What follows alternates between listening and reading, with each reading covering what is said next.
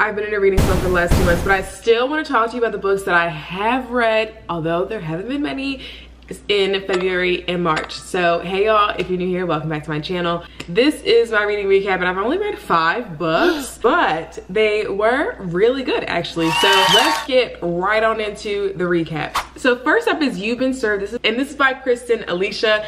I picked this up on a whim a long time ago, and I just never got around to reading it, but I decided to read it. So it is about this woman who wants to totally change her career. So she is a chef at this fine dining restaurant, and she is totally fed up with her job. So she decides she's gonna go to law school. It's kind of giving Elle Woods vibes because she doesn't have these lifelong dreams of being a lawyer. She literally decides using a magic 8-ball. So in the book, she moves from California to the middle of nowhere, Michigan, I believe, and starts law school until she meets this guy. So he is very smart and very attractive, but he also has this really terrible habit of trying to outshine her in class. And it isn't until after her first day of class that she realizes that this guy is her neighbor. So they end up getting to know each other, and the book takes you through the journey of her in her first year of law school. So I gave this book a 3. It wasn't my favorite, however, it was a really great palate cleanser, I would say. I really do like that the main character is pursuing a very difficult career path. You don't see a lot of characters that are going to law school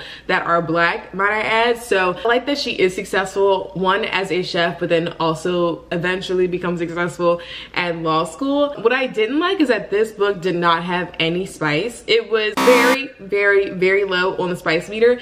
They kiss maybe like twice, which I think is so unrealistic, because if she's in law school, like, wouldn't she be doing the spice? Like, I don't know. Honestly, they didn't even kiss until like near the last 4th of the book. Like, I thought it was gonna pick up at some point, and it never did. So I gave it a 3 because I like the plot, but I don't like there was any spice in it. I do think Silas, who's the guy in this story, is really thoughtful, although he does come across as an a-hole in class. Again, this is a really great palate cleanser, almost like a college book, although it is law school, but overall, it gets a 3 in my book. So next up is Truly, Madly, Deeply. And this is a story about a romance writer who is invited onto a podcast, and the person that she is being interviewed alongside is a divorce attorney. So there's already a lot of tension in between them because she is a very deep lover and believer of love, and he is kind of just like, oh, whatever, everybody gets divorced, or half of people get divorced. So he kind of looks at it from a very logical perspective. So they're total opposites. However, this book is very funny. So there's a lot of like snarky moments in it,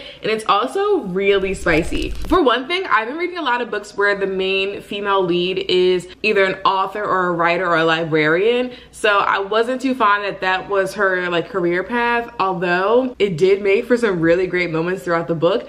But I wish more authors would write about careers that are just like not as seen or not as prevalent. I feel like a lot of books that I have read, they are a librarian. Like, let's pick another career. Anywho, another thing I didn't like about this book was that the girl's parents are actually going through a separation, and she kind of responds to it as if she's like a teenager. It's a little weird to me, maybe because of her like past and how she thinks of love and like sees romance, but she kind of has this like teenage girl moments throughout when her parents are trying to figure out like their own life. So I didn't like that. It really gave like teenager vibes. However, it was very spicy. So this was featured in my spicy smutty book list in my last video. So there were moments in the end where you see this guy is starting to be more open to love and starting to see love in her eyes. However, some of the ways that she responded, she just came across to me as like an immature character in some ways. Anyway, I gave this book a 3.5, I believe. So overall, I did like it, but like I said, there were some moments where I was like, she's not really like my favorite character, if you know what I mean. Okay, next up is 7 Days in June, and oh my gosh, y'all told me to read this. I have heard from so many people, you should read this book, you should read this book, you should read this book. I finally finished it. I was going through the reading slump, like I said, and it took me a while to get through it. I gave this book a 3.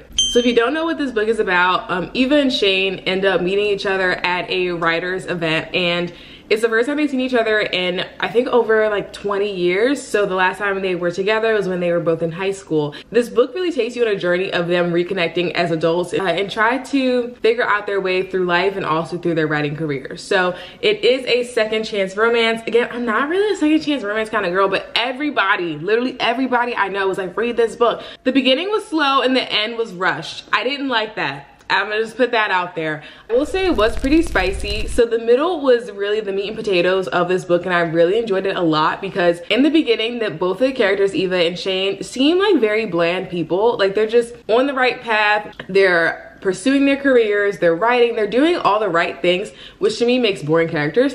But then you start to learn about what happens to them in their past when they were in high school, how they got to meet each other, and then how they also separated. So I think that really adds a different element to this book that kind of makes it like borderline traumatic. So I will put a trigger warning on this part of the video because they do talk about self-harm as well as drug abuse. That part pops up in the middle of the book, and that is really what kept me reading. It was really beautifully written. I also really like the incorporation of the other characters, so I think she incorporated the daughter really well in this story. I do think the ending was pretty rushed, so you kind of really don't have a conclusion to their relationship at the end of the book. However, in the epilogue, you read more about how the relationship carries on, and then of course, you know, they end up together in the end. But that part I wasn't all that crazy about, because if you don't read the epilogue, then you literally have no idea how the story ends. And I feel like epilogues should be an addition to the story, not a part of the story. Maybe that's just me, but that's how I feel about them. So overall, like I said, I gave this a 3. I don't think it was as crazy as everyone said. Like the middle was crazy, but this isn't like my top book of 2024. I did enjoy it though, so it wasn't bad. I would read another one of Tia Williams' books. I don't know if she has any more books out, but I definitely would read another one. I do like her writing style a lot. I liked how she really built up the characters in the middle. I just want her to like start with flaming hot characters in the beginning, you know? Like I feel like that would really add more to her writing and more to her books. But yeah, overall, pretty solid book. Okay, next is First Down, and this is a college book that I was not expecting to actually like. And it's about a girl named Bex who's an aspiring photographer. However, she works at her mom's diner, and it's really just trying to figure out her way through college. She's just gotten out of this terrible relationship with her ex-boyfriend, who is a football player, not this guy. But her ex-boyfriend is like in denial that they've ever broken up, and the new guy at school, who happens to be the quarterback of the same football team, ends up meeting her at a party, and they agree to pretend to date each other so that her ex-boyfriend can leave her alone. So it is a fake dating trope. I do love those a lot. However, I wasn't expecting it to be as spicy as it was, because it is a college story, like it's a college read, and I was like, oh my gosh, what's happening? Any college story I've read up until this point has been very low spice. It's been like kissing, like it's basically been YA. This one was not. This one was spicy, okay? This edition of the book does have a extended epilogue, and by extended, I mean the epilogue is about 60 pages. I'm not a fan of that. I don't want it to be a whole separate story in the epilogue. I think the way the story ended was actually really great. Like I did enjoy the ending of this book. However, I didn't even read the whole epilogue because I was like, this is just too much. Like just write a whole nother book, because it could be a sequel to it essentially. Overall, I really did like this book. I gave it a 4. I was not expecting to like this at all, to be totally honest. Like I really was not expecting to like it, but this was a good one. I will also throw in a trigger warning here, because this one does talk about domestic violence, and so just keep that in mind if you do decide to pick up this one. But I enjoy this one a lot. Okay, last but not least, this one is not a fiction story. It is actually a self-help book for entrepreneurs. So it's called Your First Million by Arline Hamilton. She has her own YouTube channel, and she talks about how she went from being homeless to having her first million and building her business in less than a year. It's absolutely insane what she talks about in her terms of her story, but she also gives you really tangible advice for building your own business, building multiple streams of income. And what I think is really different about this story is that it's written for entrepreneurs, which aren't a lot of finance books for entrepreneurs that I have run into and have enjoyed, to be totally honest. So I did enjoy this one a lot. She talks about how to get funding for your entrepreneurial endeavors, whether that be just a side hustle or, you know, a big business that you're trying to build, and also working with different venture capital firms. So this one was not the fiction story that I read in the last 2 months, but I really did enjoy this. I read this in one day. Like I liked it that much. That's how you know it was pretty good. So yeah, I would definitely recommend that you read this. Even if you're just building a side hustle and you want to learn how to maintain your business, sustain your business, or build it a little bit further, this was a really great resource. And I talked about it in my personal finance video. So you should definitely check out that one, because I have other personal finance recommendations. But yeah, you can check out Arline Hamilton's YouTube channel, which I'm gonna put right here. I've also been watching all her videos, and I do like her content a lot. But yeah, this one is a really great nonfiction read. Okay, so these are my 5 books that I've read in the last 2 months. I know it's been a very light reading season for me, but I am starting to get back into reading more and just enjoying books before I had this whole reading slump. So hopefully next reading recap, I will have more books to tell you guys about. If you like these reading wrap ups, let me know in the comments, and I will see you guys in the next video. Bye.